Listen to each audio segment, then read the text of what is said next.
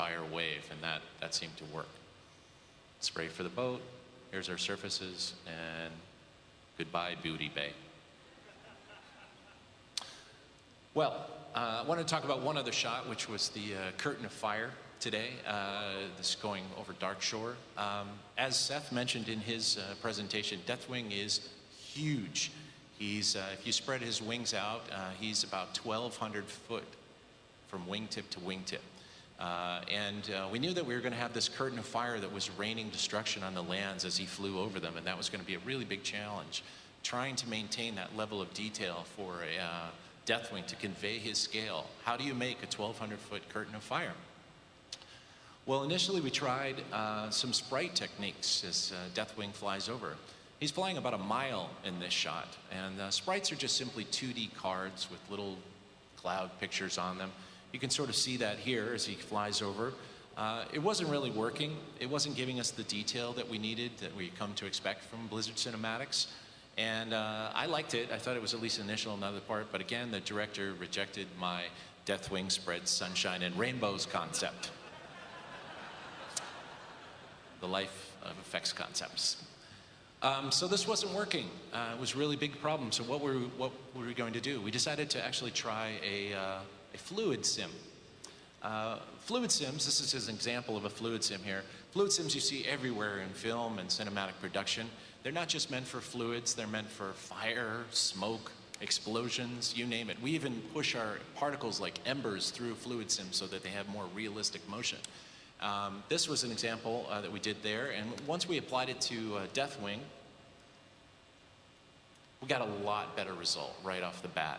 You can see that right here. It's starting to feel very realistic, starting to feel like it's in the right world and the right scale. The final sim for Deathwing was huge. That was our big concern. It was over 40 gigabytes per frame to finish off this fluid sim, which is about 2.5 times the size of the WoW install on your computer. Now that's per frame, so if you wanted to download the entire thing to your hard drive, it would take about a year on a cable modem. So lastly but not least, we have the breakdown again. Here comes the fire final shot. Let's wipe it back. Here's our lovely matte painting, putting it into the right world. There's our fire. Here's our water, which we also did in effects. Foam textures, a little bit more color, a great set by our environmental modeling team. Embers spray off the piers, small little bits coming off the shingles, and finally the entire shot.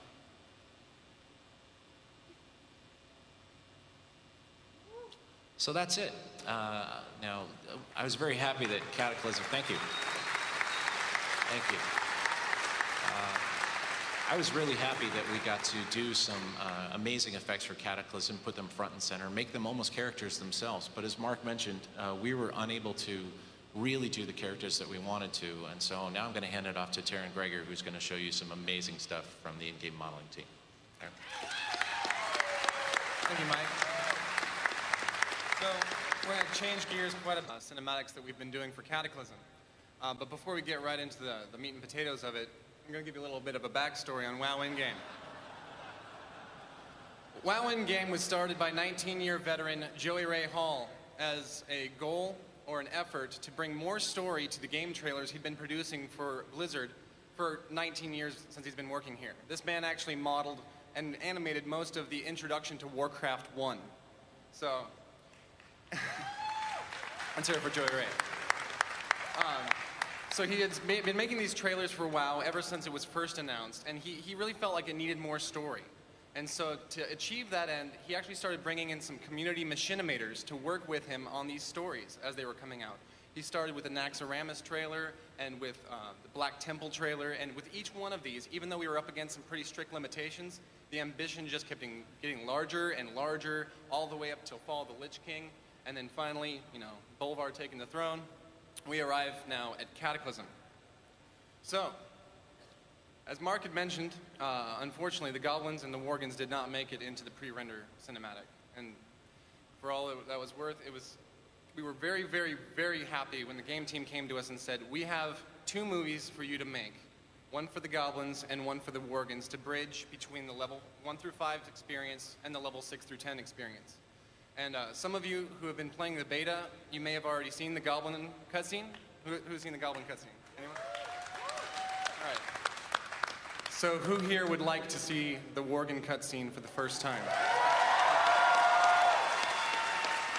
All right, it's my pleasure to present to you the world premiere of the Worgen cutscene in Cataclysm.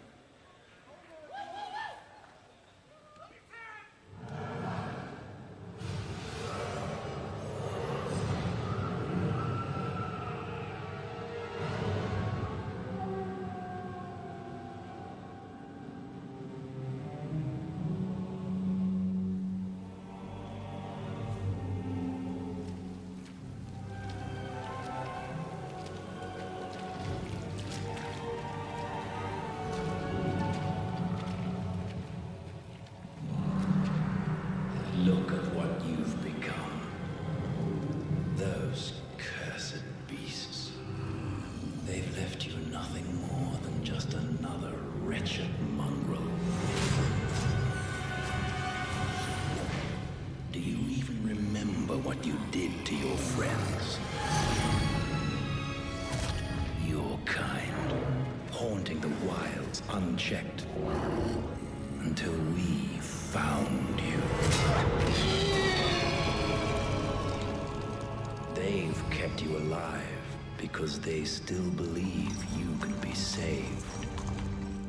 To which I must ask, is there even a shred of humanity left within you?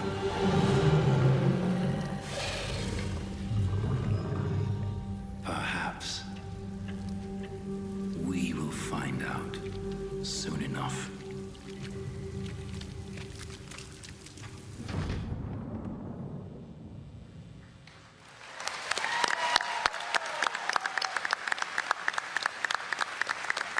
Thank you. So, the World of Warcraft team had set us up with two incredibly wonderful opportunities to plug into their gameplay experience. So their story was all set and well and good to go. What we really felt a responsibility to do was make sure that each of these movies reflected kind of the whole kit of both the Goblin and the Worgen, which, let's face it, are very, very different kits. So when we looked at the Goblin cutscene, what we really wanted to make sure is that we hit their biggest buttons. So we used as many explosions as we could. We had bickering and indecision, more explosions, panic, mayhem, and more explosions. I think great-grandpa Sapper would be proud. For the Worgen cutscene, taking a huge different direction, we wanted to really capture the vibe. So we had this caged monster, these dark, bold silhouettes that our storyboard team gave us that we just fell in love with. The dark, dreary landscapes of Gilneas, a wonderful backdrop. And then we went to many, many werewolf movie essentials. So, when making an in-game cutscene, we're usually working with limited time, and we have to make sure we take as much of advantage of what already exists in World of Warcraft as we can. One example was the character Lord Godfrey, which, if you played the beta, you kind of know what Lord Godfrey's all about. But he was the guy poking the bear in the Worgen cutscene there. And we really wanted this guy to stand out, you know, and have a nice cinematic vibe to him. So when he's walking through these rainy scenes, we wanted him to have a heavier cloak, so we actually went right in and lifted Arthas's cloak right off of his back. He doesn't need it anymore anyway. For that silhouette that those storyboard artists gave us, we wanted those glasses, so Ozzy wasn't using those. And for the face, we took Tyrion's face and kind of worked up from there to make it some headway. Repurposing is all well and good until we find ourselves writing a moment into our story that go, wait, there isn't a Worgen cage in the game yet, is there? Yeah, we have to make one of those. So instead of modeling this cage up from scratch, it was an idea of one of my technical artists, Brandon, to go into the environment in the internal build at the time, and he actually went around this kind of cage pen area and started prying boards off of the surrounding fences, pulling nails out of the fences, pulling the ivory, and he hewed this thing together exactly as you would imagine a WoW character in that environment would have built this cage. And the result was something that definitely married to this environment like nothing else we'd ever seen. On the subject of in-game effects, we just saw a wonderful presentation by Mike and the rest guys here with all these crazy effects in the Cataclysm cinematic. And what we tried to do was, we kind of started off with some photorealistic effects, you know, kind of pushing the limits, but every time we took a look at the effects, we were like, does this really feel like WoW? Does this fit in the game? And so we took a second pass on all the effects, and we went back and we made sure that every fire, every smoke, every particle, water splash, water droplet is somehow an asset that's been pulled from somewhere else in the world of Warcraft. And the end result always makes these things look exactly like they live and breathe and belong in the game. One place we've been able to push the limits since joining with cinematics is in the realm of animation. Animation is really how these characters come to life. And when we start a project, we'll usually do some mock-ups using, you know, the /sit emotes.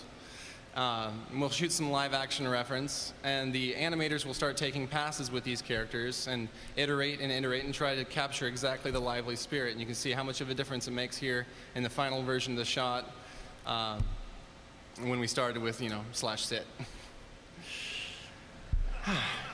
You know, so other places we want to infuse some nice attitude in these characters, and these are our cohorts over in DVD video production who showed us some attitude with these guns made of rolled up paper tubes, and they really brought it for this, and it allows the animators a great springboard to get to that attitude very quickly.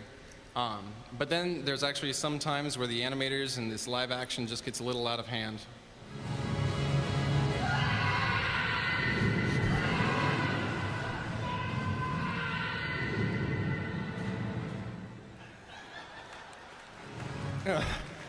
The animators really brought it, and then we love what they did on that. So, to wrap it up, one question we get a lot in in-game cinematics is, so what do you guys really do to the image besides just videotape the game and ship it? And the truth is, a lot. We'll usually mock things up early in the process, and between then and final frames when they go out, we're spending a lot of time and a lot of effort dialing in, you know, additional atmosphere, additional lighting, dialing up the effects, and really taking the game we know and love and adding those elements that make it cinematic, that people come and expect from a movie. You know, the bold silhouettes, the vignetting, the lighting, but at no point do we ever want to supersede what WoW has already created, because that's where we want to be and that's where we want to live. So just adding a little bit more lights here, a little shadow here, a reflection of the Worgen's eyes in his glasses. Really dials that up. And for instance, the rain, you know, it was a clear day, so we had to add in the rain afterwards. But so I'm going to wrap up with that, and we're going to have a Q&A here in just a few minutes, but I'll pass it back to Jeff. Thank you.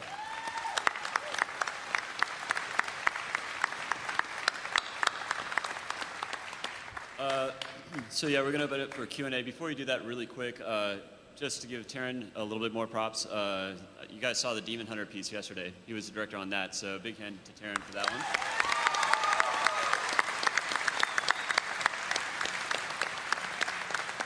And then finally, most of our crew really devotes their life to this passion of theirs, and most of them are in this crowd, so if you could just give a big hand to those guys out there, I'd really appreciate that.